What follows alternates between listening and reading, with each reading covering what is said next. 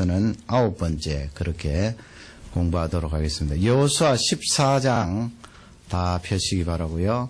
또 왔다 갔다 몇 번 민수기 14장 쪽으로 또 종이를 넣어 놓으시면 되겠습니다. 오늘 여호수아 14장을 통하여 갈렙이라는 사람에 대해서 공부해 보기를 원합니다. 갈렙 하면은 뭐 여러분 너무나 잘 아는 구약 성경에 나오는 인물이 되겠습니다. 갈렙이 어떤 사람인가, 또 그가 가지고 있는 그 영성, 하나님께서 주신 영성이죠. 기도할 때 하나님 갈렙이 가지고 있었던 영성 우리에게도 허락하옵소서 기도하고요. 또 이 갈렙을 생각하면 우리 청년들 이 산지를 내게 주십시오 해서 그 노래도 있습니다만은 청년뿐만 아니고 이분 지금 본문에 나오는 연세가 85세예요. 그렇기 때문에 여기 앉아 계신 모든 어른 성도님들도 이 영성을 본받고 기도 제목으로 삼는 일이 필요하다고 봅니다. 세 가지로 그렇게 나누어 보겠는데요. 먼저 살펴볼 것은 이 갈렙이라는 사람이 어떤 사람인가. 민수기 13장 6절로 한번 가보시겠습니다. 거기에 이제 이 가데스 바네아라고 하는 그 지역에서 모세가 물론 뭐 하나님의 명령을 받고 파송을 하는 거죠. 가나안 땅에 있는 그 지경을 정탐하기 위하여 스파이죠. 정탐꾼들을 거기에 보내는데 각 지파마다 한 사람씩 선발을 해서 보내게 되는데 민수기 13장 6절에 보면 거기 유다 지파가 나와요. 유다 지파의 대표가 누구인가? 물론 뭐 정탐하러 간 대표가 되겠습니다. 우리 13장 6절을 다 같이 읽도록 하겠습니다. 유다 지파에서는 여분네 아들 갈렙이요. 거기 나와 있죠. 그 여분네 아들 갈렙, 그 유다 지파의 대표로 그렇게 가나안 땅에 정탐하러 들어가는 사람이 갈렙이라는 사람이다. 딱 나와 있습니다. 그러면 다시 본문으로 그 민수기는 딱 이렇게 주보나 종이를 넣어 놓으시기 바랍니다. 본문에 이제 여호수아 14장 6절입니다. 같은 6절이에요. 6절을 우리 다 같이 한 음성으로 받들겠습니다.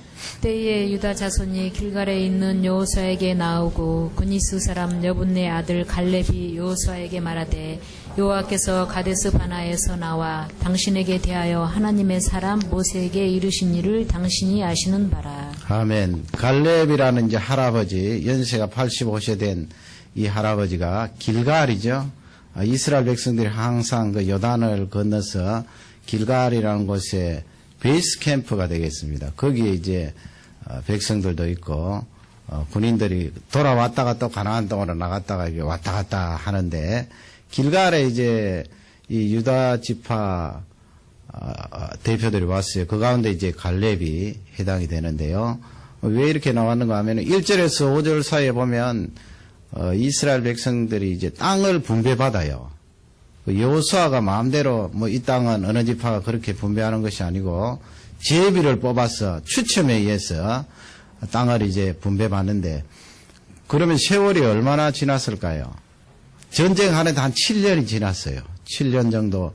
그렇게 연대가 나오는 것은 지금 갈렙의 나이를 추정을 해서 가나안 전쟁이 한 7년 동안 지났다 하는 것을 염두에 두시고 본문을 생각해 보시기 바랍니다. 거기에 이제 갈렙이 나오지요. 여호수아 앞에.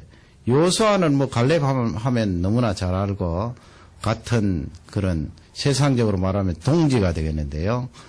거기에 갈렙 앞에 뭐가 붙어 있죠, 여러분. 성경 자세히 보시기 바랍니다.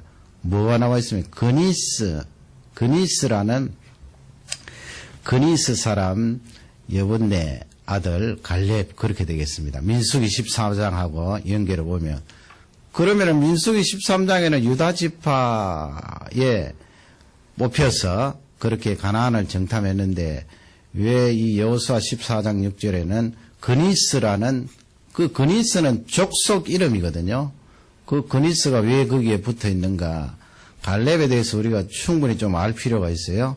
그래서 창세기 15장 18절을 읽어보시겠습니다. 창세기 15장 18절 가면 거기는 이제 하나님께서 아브라함과 언약을 세우시지요. 그 언약의 중요한 내용은 이 가나안 땅을 이전에 이미 약속한 대로 너희 후손들에게 주겠다 하는 말씀이고요. 또 거기에 덧붙여서 너희 후손들이 매우 많이 번성하겠다는 말씀을 앞쪽 부분부터 쭉 해오시면서 이제 18절부터는 그 땅의 그 지경 넓이를 지금 설명하는데 그 위쪽으로는 유브라데고 아래쪽에는 에집트. 그러니까 에집트 그 본토 깊숙이까지는 아니고요. 그 에집트가 그만큼 땅이 넓은데 그 이스라엘 가나안 땅 남쪽 부분에 에집트가 차지하고 있었거든요. 우리 18절 다 같이 한 음성으로 받드리겠습니다. 그날에 여호와께서 아브라함으로 더불어 언약을 세워 가라사대 내가 이 땅을 애굽 강에서부터 그 큰 강 유브라데까지 내 자손에게 주노니. 예, 하나님이 약속을 하시잖아요. 유브라데 그리고 아래쪽에는 애굽 강까지 그렇게 하나님 주시겠다. 그대로 성취가 되죠. 그리고 그 안에 사는 족속들이 누구인가? 가나안 족속들이 되겠는데요. 그 족속들의 이름이 19절부터 21절까지 쭉 나오는데 우리 21절까지 다 같이 한 음성으로 읽겠습니다.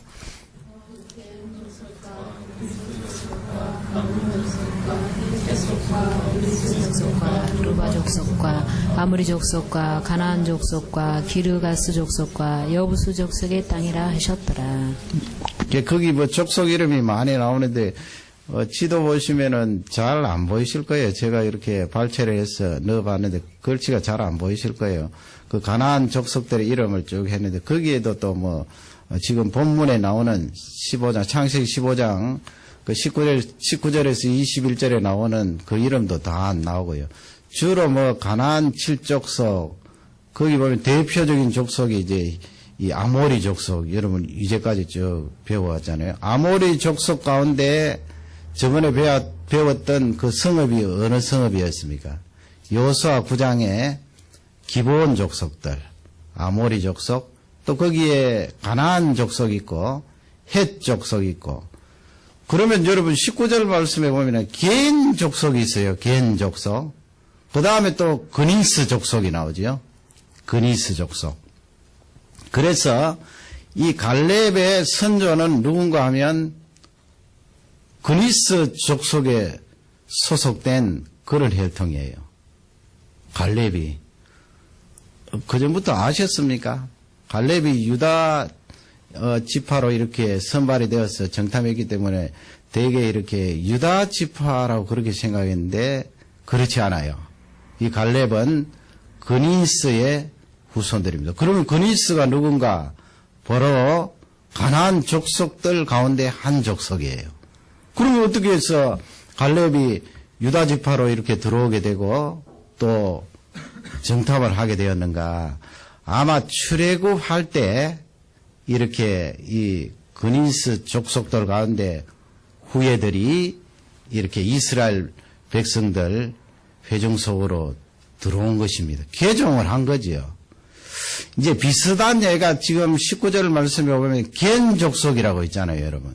겐, 케나이테스라는 그런 긴 이름인데 우리 번역에는 겐이라고 그렇게 되어 있어요. 모세의 장인이 여러분 나중에 사사기 가면은 공부하시겠습니다만 모세의 장인이 어디 사람입니까? 저번에 출애굽기부터 민수기 할 때 조금 설명드렸는데 미디안 아니에요, 미디안? 홍해 이쪽 편에 그 사우디아라비아에 있는 그 미디안인데 미디안 족속이죠. 미디안 제사장이라. 그러나 이 모세의 장인 그리고 그 처남 호밥이 겐 족속이라고 또 나와요. 겐 족속. 그럼 도대체 성경이 잘못되었는가? 왜 이렇게 미디안 족속인데 겐 족속, 또 어떤 데는 미디안 족속 그렇게 말씀했는가? 아마 이 가나안 땅에 사는 겐 족속들이 미디안으로 내려가서 서로 이 혈통이 섞인 거예요. 그러니까 겐 족속이라고도 하고 미디안 족속이라고도 해요. 모세의 장인이 겐 족속이에요. 그런 비슷한 예가 이제 사사기 4장 17절 한번 찾아보세요. 사사기 4장 17절. 뭐 구약 오래된 족보를 왜 공부하느냐? 이 갈렙을 공부할 때 이것이 굉장히 중요하거든요. 사사기 4장 17절 보시면 거기에 겐 족속이 나오는데 헤벨이라는 사람이 나와요. 이름도 좀 재밌죠. 헤벨. 헤벨의 아내가 나오는데 거기 우리 17절 말씀을 다 같이 읽도록 하겠습니다. 시스라가 도보로 도망하여 겐 사람 헤벨의 아내 야엘의 장막에 이르렀으니 하솔 왕 야비는 겐 사람 헤벨의 집과 화평이 있습니다. 겐 나오죠. 겐 족속 헤벨. 그 아까 지도 보시면 겐 족속들이 살았던 거 아래쪽 남부 지역에 산지에. 그 나중에 이제 오늘 본문 말씀을 통하여 우리가 알 수 있는 것이 유다 지파가 이렇게 남쪽 부분 분배를 받잖아요. 그러니까 이 겐 족속들도 그렇게 유다 지파 그 땅에 들어와서 살게 된 것인데, 그러면 이제 다시 그 갈렙으로 돌아가서 이 갈렙이 어떻게 해서 이렇게 귀한 사람이 되었는가, 그것을 이제 두 번째, 세 번째 살펴볼 텐데, 중요한 핵심은 무엇인가 하면, 여러분 오늘 다 잊어버려도 제가 이렇게 비유적으로 말씀드린 거 몇 가지 챙기시면 됩니다. 울타리 안에 들어왔다는 거예요. 울타리 안에. 그러니까 울타리를 잊어버리지 마세요. 우리 자녀들은 울타리라는 그 개념이 잘 들어올는지 모르겠습니다만, 우리 어른들은 울타리 하면은 그 한국말이 주는 뉘앙스가 있어요. 울타리 하면은 따뜻하고 포근하고 정이 있고, 또 뭐 한국의 그 울타리 여기도 비슷합니다만은 그렇게 높지 않고, 어떤 데는 보면은 쌀이 울타리로 하고, 어떤 데는 또 돌을 이렇게 흙과 이겨서 차곡차곡 쌓았는데 그렇게 높지 않아요. 울타리. 이 갈렙이라는 사람이 울타리 안에 들어온 사람이에요. 어느 울타리?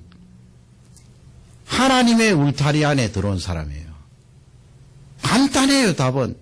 어떻게 해서 갈렙이 이렇게 귀한 사람이 되고 수천 년이 지난 지금도 갈렙에 대해서 연구하고 그 영성을 기도하게 되는가?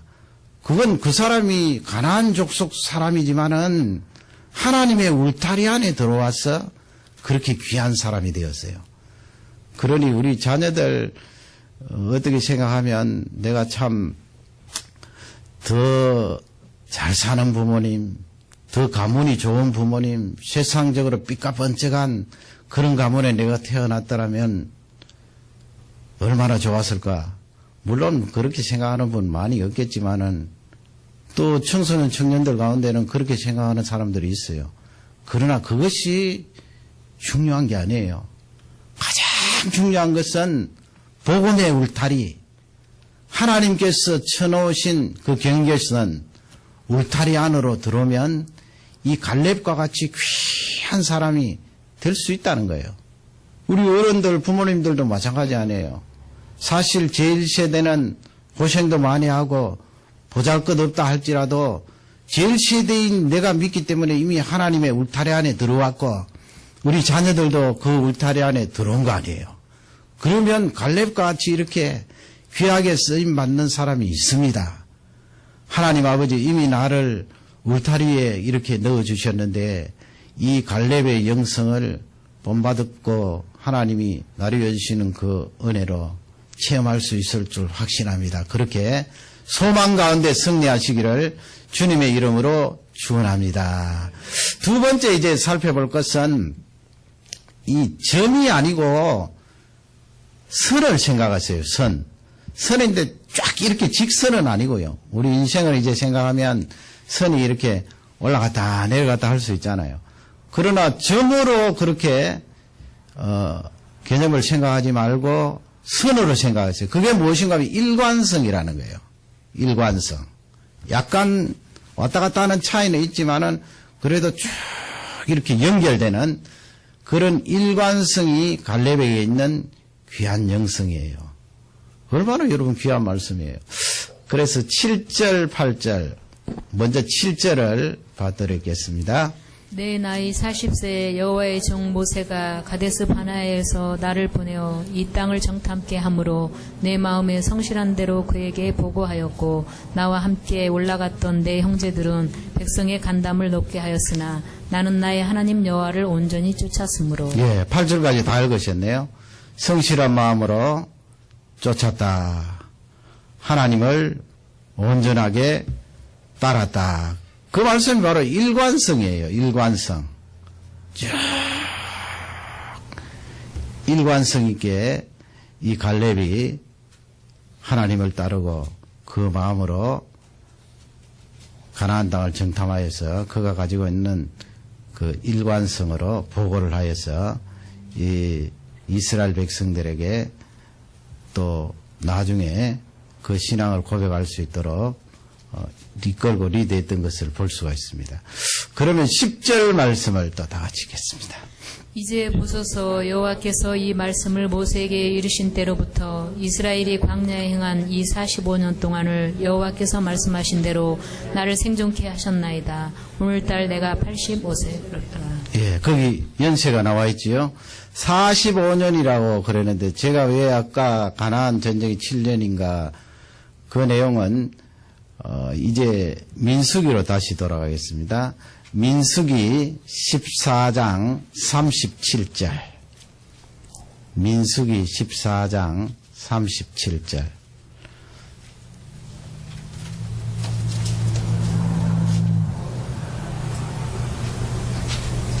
다 같이 한 음성으로 읽겠습니다. 곧 그 땅에 대하여 악평한 자들은 여호와 앞에서 재앙으로 죽었고. 그게 무슨 말씀입니까? 그 앞뒤로 우리가 다 읽어야 되는데 뭐 시간 관계상 다 읽을 수 없고요. 여러분 시간 나시면 이 민수기 14장을 반복해서 읽으시면서 묵상하면 많은 그런 힌트와 은혜를 체험할 수가 있습니다. 참 귀한 말씀이에요. 거기 이제 재앙으로 이제 죽었다 했는데 누가 죽었습니까?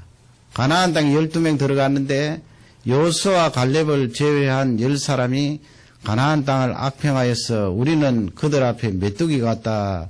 그래서 이스라엘 백성들이 밤새도록 하나님을 원망하고 에집트로 돌아가자 하면서 나중에는 그 부분에 대해서 반대하고 그들은 우리의 밥이다 말하는 이 갈렙을 돌로 치려고 그랬잖아요. 그러니 하나님께서 그 10사람 악평하여 보고한 그 사람을 재앙으로 데리고 가셨어요. 그리고 그 앞뒤에 이렇게 보면은 이스라엘 백성들에게 하나님께서 말씀을 하시지요. 그 처음에는 모세를 향하여서 이 백성들을 다 멸절시키고 너를 통하여서 큰 무리를 만들어서 다시 시작하겠다 하나님께서 말씀하시는데 모세가 중보 기도를 하지요. 출애굽기 33, 34장 말씀처럼 하나님 앞에 간절히 기도합니다. 하나님 아버지 이 백성들을 사막에서 다 멸절시키면 주위에 있던 사람들이 뭐라고 그러겠습니까? 가나안 땅으로 인도할 능력이 없어서 여호와라는 신이 광야에서 자기 백성들을 다 멸절시켰다 말할 것 아닙니까? 하나님 이 백성들을 용서해 주십시오. 그래서 하나님께서 이스라엘 백성들을 용서해 주셨지요. 모세의 기도가 참 귀해요. 한 사람이 그 기도를 들으시고 용서해 주셨는데 그러나 그때를 기준으로 하나님께서 40년 동안 이스라엘 백성들이 광야에 헤매도록 그렇게 하신 거예요. 40년 계산은 가나안 땅 정탐한 일수가 40일이거든요. 그래서 이스라엘 백성들이 가데스 바네아 지금 그림을 보시겠습니다만은 지도하고 여러분 지도하고 그림을 보세요. 우리가 늘 공부했잖아요. 사해가 위쪽에 보이고 가데스 바네아가 있는데 거기서 이제 딱 가데스 바네아에 도착해서 가나안 땅에 정탐을 보내는 그 시기가 약 2년이에요. 2년. 그 2년은 이미 광야 생활을 했고 하나님께서 40일 계산하여 40년 하는 것은 나머지 38년 동안 광야에서 돌아다니면서 너희들 자식들이 너희들의 시체를 보면서 광야 생활을 할 것이다. 그렇게 말씀하셨잖아요. 그 시점을 통하여서 20세 이상 되는 장성한 사람들은 다 사막에서 세상을 떠나게 되었지요. 그 38년 생활한 거예요. 그리고 앞쪽에 2년 시내산 거치고 해서 2년 생활을 합하면 40년이에요. 그러면 이 갈렙이 45년이라 그랬잖아요. 45에서 38 빼면 7년이에요. 그러니까 7년은 가나안 전쟁을 한 기간이구나 하는 것을 잘 알 수가 있습니다. 그렇게 계산을 하시면 되겠고요. 하나님께서 이제 그렇게 이스라엘 백성들에게 자신들이 앞으로 일어날 닥칠 그 일에 대해서 설명을 하시면서 가나안 땅으로 올라가지 말라고 그러셨어요. 그 가나안 땅으로 가려면 이 산지로 이렇게 가야 되는데, 왜냐하면 그곳에는 아말렉 족속이 있고, 남쪽에서 이 북쪽으로 올라가면 말이죠. 아말렉이 있고 가나안 족속들이 있는데 너희들 가면은 반드시 피한다. 그래서 홍해 쪽으로 다시 내려와서 광야로 내려가라 그랬는데, 그 민수기 14장 뒷부분에 보면 이스라엘 백성들이 모세의 그 말을 듣고 울면서 어디로 가는가 하면은 하나님이 가지 마라고 그러신 그 산으로 산꼭대기로 막 올라가요. 그리고 그 사람들이 뭐라고 말하는가 하면 하나님 아버지 우리가 여기에 있습니다. 올라갑니다. 하나님이 말씀하신 가나안 땅으로 가고 있습니다. 우리를 용서해 주십시오. 그러니 갈렙과 이스라엘 백성들, 산으로 올라가고 있는 이스라엘 백성들을 비교하면은 완전히 반대예요. 갈렙은 일관성이 있는 사람, 이스라엘 백성들은 일관성이 없는 사람. 점이에요. 점. 모세가 급히 말리지요. 하나님께서 그렇게 말씀하지 않았다. 올라가면 너희들 반드시 피한다. 아니나 다를까 모세와 하나님의 언약궤는 가데스 바네아에 있는데 이스라엘 백성들이 산으로 올라가다가 아말렉 족속, 가나안 족속들에게 패하여서 호르바까지 내어 몰리잖아요. 얼마나 여러분 청개구리입니까? 청개구리도 이런 청개구리가 어디 있어요? 가나안 땅에 그 말을, 악평하는 말을 듣고 애굽으로 돌아가자 했던 사람들이 하나님께서 40년 동안 광야 생활을 할 것이다. 그러니까 이제는 막 올라가서 지는 전쟁인데 올라가서 하나님 우리가 올라가고 있습니다. 보십시오. 거꾸로 사는 사람들이에요. 일관성이 없어요. 제가 여기서 말씀드리는 일관성은 완전주의를 말씀드린 것 아닙니다. 완전주의에 빠져서 일관성을 주장하면은 참 삶이 피곤해요. 성경이 말씀하는 그것은 완전주의를 추구하면서 일관성 있게 살아라 그 말씀이 아니에요. 우리 사람은 죄성을 가지고 있기 때문에 고전은 있어요.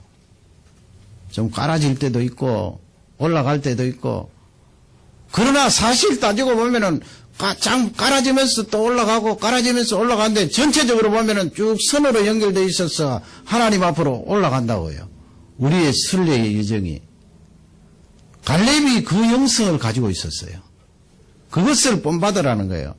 그래서 민수기 14장은 갈렙과 여호수아가 가지고 있었던 그 일관성 있는 영성의 정반대로 설명을 하는 귀한 본문이에요.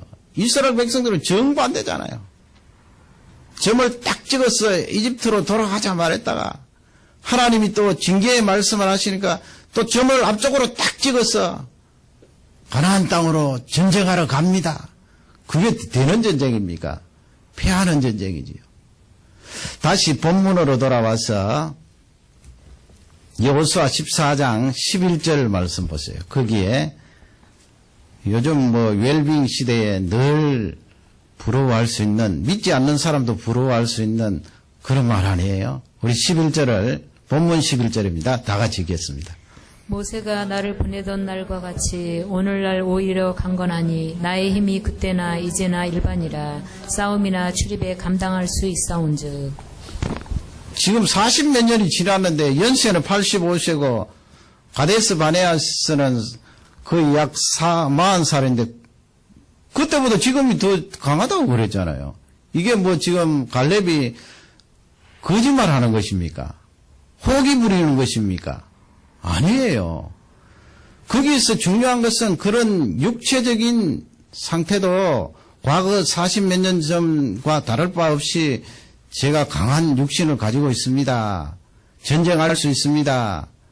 그 육신적으로 받은 그런 축복도 있지만은 거기서 가르쳐 주시는 귀한 말씀은 갈렙이 가지고 있는 그 영성이 쭉 일생토록 일관성이 있었다 하는 그것을 우리에게 잘 알려주고 있습니다. 일관성이에요. 그 영성을 지금 말하는 거예요. 그슬로 올라가면 여러분 우리가 가지고 있는 건강이 딱 육체에만 해당되는 것입니까? 그리고 육체가 육체에게 건강에 영향을 전부 다 미칩니까? 사실은 따지고 보면 정신이 육체의 건강에 더 많은 영향을 미치고 더욱이 영혼이 육체의 건강에 더 많이 영향을 미친다는 것을 성경은 강조하고 있죠. 그래서 뭐 심리학자들, 예수 믿는 심리학자들 연구해 놓은 거 보면 예배 한번 드리면 기도 한번 하면 우리의 수명이 뭐 어떻게 더 길어진다. 그런 보고서가 많이 나와 있잖아요. 주일 잘 지키는 사람, 기도하는 사람, 그 전체 수명이 긴다는 보고서가 많이 나와 있어요. 그게 그 말씀이죠.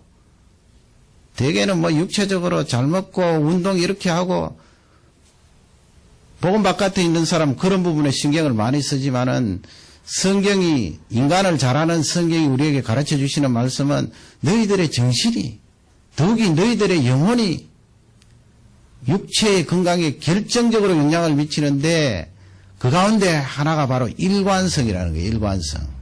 쭉 일관성 있게 나아가는 거예요. 그것이 갈렙의 영성이고 우리가 하나님 앞에 구해야 할 귀한 기도 제목입니다. 여러분 우리 목회자가 하나님의 말씀을 전가하는데 일관성이 없으면 어떻게 될까요?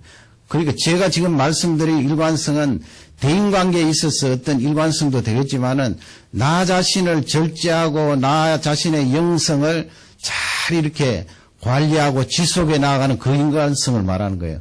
점을 딱 찍듯이 오늘 이렇게 하고 내일 가서 또 점을 딱 찍듯이 그렇게 해버리면 이 말씀 전하는 사역이 큰 영향을 받거든요. 우리 모든 성도님들도 마찬가지입니다. 오늘 갈렙이 가지고 있는 이 영성이 우리 모두에게 풍성히 임하기를 주님의 이름으로 축원합니다. 마지막 세 번째로 이제 살펴볼 것은 균형입니다. 밸런스, 균형. 이 갈렙이 가지고 있는 영성 가운데 중요한 영성은 바로 이 약속이에요. 약속. 약속을 붙든 영성이에요. 민수기로 다시 넘어갑니다. 민수기 14장 24절 먼저 읽고 본문으로 또 돌아오겠습니다. 민수기 24장 죄송합니다. 민수기 14장 24절 오직 내 종 갈렙은 그 마음이 그들과 달라서 나를 온전히 쫓았은즉 그의 갔던 땅으로 내가 그를 인도하여 드리리니 그 자손이 그 땅을 차지하리라. 그 갈렙이 지금 하나님의 말씀에 의해서 약속을 받는 거 아니에요. 갈렙 너희 후손들이 그 가나안 땅을 받을 것이다. 몇십 년 전에 지금 받는 거예요. 그 가데스 바네아 지역에서 하나님의 말씀을. 이 갈렙이 그 약속을 꼭 붙드는 거예요. 그러니 여러분 여기서 우리에게 주시는 중요한 메시지는 우리가 내 의지를 동원을 해서 일관성 있도록 쭉 그 영성으로 신앙생활 한다기보다 하나님의 말씀을 붙드는 그 자체가 일관성 있게 만드는 거예요. 왔다 갔다 하지 않고요. 점만 찍다가 가는 사람 많잖아요. 점 탁 찍고 점 찍을 때는 신나고 점 찍을 때는 굉장한 것 같아도 지나고 나면은 연결된 것이 없기 때문에 열매가 없어요. 그러나 이 갈렙은 약속을 붙드는 거예요. 그 24절에서 약속을 붙들고 다시 여호수아 14장으로 돌아오세요. 거기 9절에 보면은 그렇게 말씀하거든요.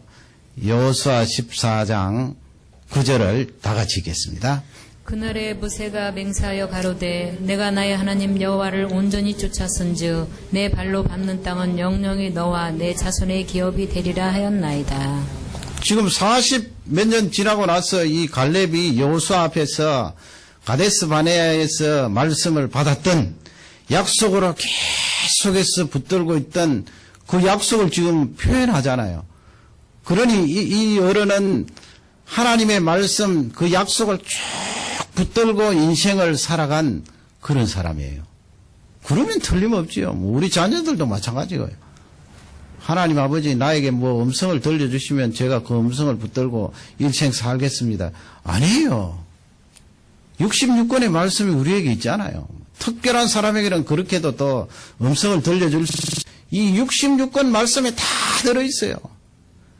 그것을 기도 중에나 말씀 듣는 중에나 말씀을 읽는 중에 공부하는 중에 그것을 나의 말씀으로 받아들이고 그 약속을 붙들고 믿음으로 나아가면 이루어지고 성취가 되는 거예요. 왜 그렇습니까?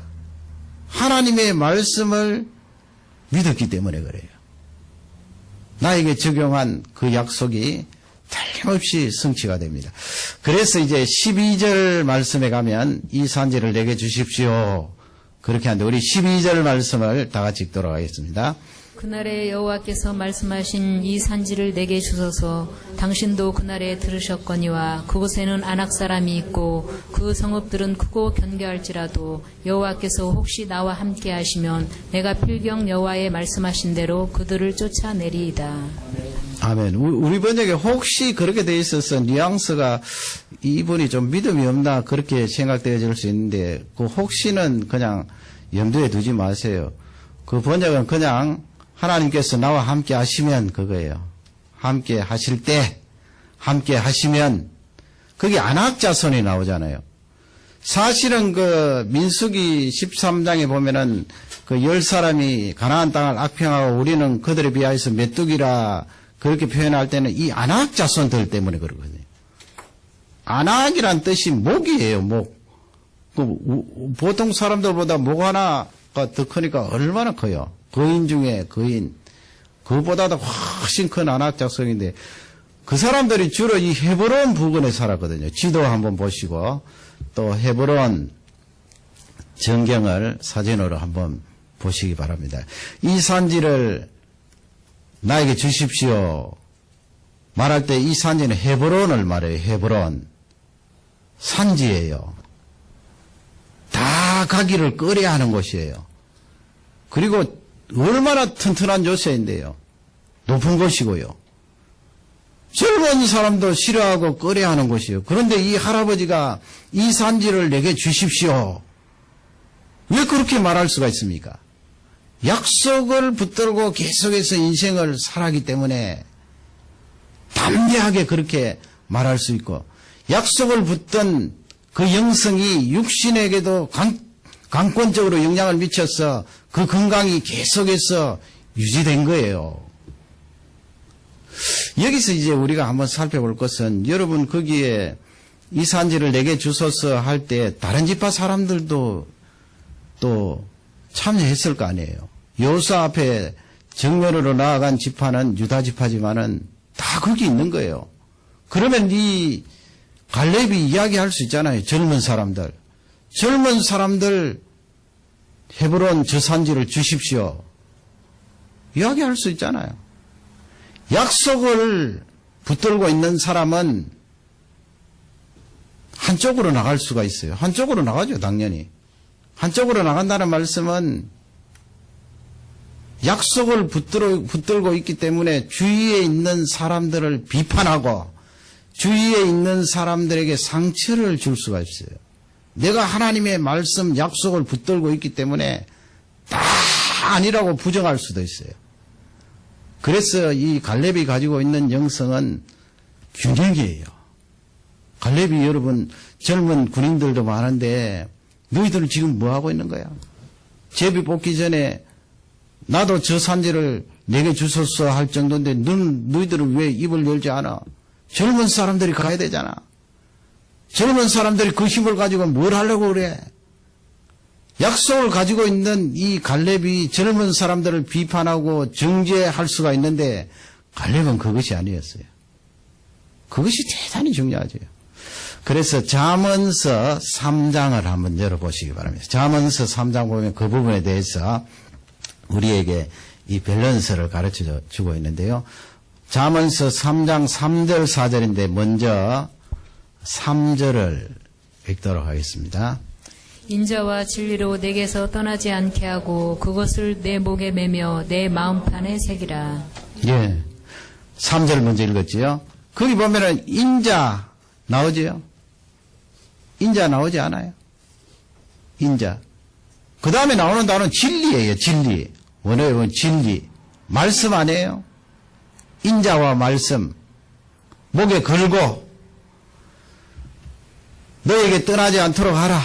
그 다음에 너의 마음판 돌에 새기고. 대개는 우리가 하나님의 말씀을 읽을 때 이 하나님의 말씀, 진리, 약속에 대해서 이런 말씀이 많이 있어요. 본문에. 신명기 6장에도 있고요. 너희 마음판에 새기고 기호로 삼고 문 기둥에도 붙이고 이마에도 붙이고. 그런데 이 잠언서 3장 말씀에서는 거기에 하나가 더 들어있다고요. 그 인자, 멀시, 인자, 인애, 긍휼히 여기는 마음, 사랑, 진리와 약속만 붙들고 있는 사람의 단점이 뭐예요? 물론 하나님의 말씀은 완전하고 하나님 말씀은 거룩하고 완벽합니다만 우리가 죄인이기 때문에 그 거룩하신 완전한 하나님의 말씀도 내가 붙들고 있을 때 그것을 균형 있게 사용하지 못하는 그런 죄성이 우리에게 있을 수 있기 때문에 이 솔로몬은 인애를 갖다 붙인 거예요. 인애, 자비, 사랑. 그러니까 균형이 이루어지는 거지요. 하나님의 말씀, 약속을 붙들고 있는 사람이 그 사랑 쪽에 또 염두에 두고 실천을 하면은 균형을 이룰 수가 있어요. 그게 바로 갈렙 아닙니까, 여러분? 갈렙이 약속을 붙들고 있는 사람인데 거기에다가 자비가 있어요. 그래서 젊은 사람들을 향하여서 정죄하지 않고 나에게 저 산지를 주십시오. 그렇게 여호수아에게 이야기했던 것을 볼 수가 있습니다. 하나님의 말씀은 이렇게 일관성 있는 영성을 가지고 하나님의 약속을 붙든 자로서 또 사랑과 인애를 가지고 있는 그런 귀한 영성의 사람이 될 수 있음을 우리에게 알려주고 있습니다. 여러분, 이 말씀이 완전주의를 추구하라는 말씀이 절대 아니에요. 우리 사람은 완전한 성화를 선물로 받기 전에는 그러니까 죽음 아니에요. 예수님 재림이나 죽음 아니에요. 그 순간까지는 완전한 자가 없다니까요. 완전주의를 추구하라는 말씀이 아니고요. 하나님께서 이 말씀을 주실 때 너희들이 가지고 있는 이 받은 많은 약속의 말씀들 거기에다가 인애를 생각하면서 그러면 이 말씀이 사랑을 더 부추기고 열정스럽게 하여서 많은 열매를 맺을 수 있다는 귀한 말씀이 되겠습니다. 우리 자녀들을 위하여서 나 자신을 위하여서 이 갈렙의 아름다운 영성을 사모하시고 기도하는 종들이 되시기를 주님의 이름으로 축원합니다. 우리 다 같이 기도하겠습니다. 말씀을 생각하며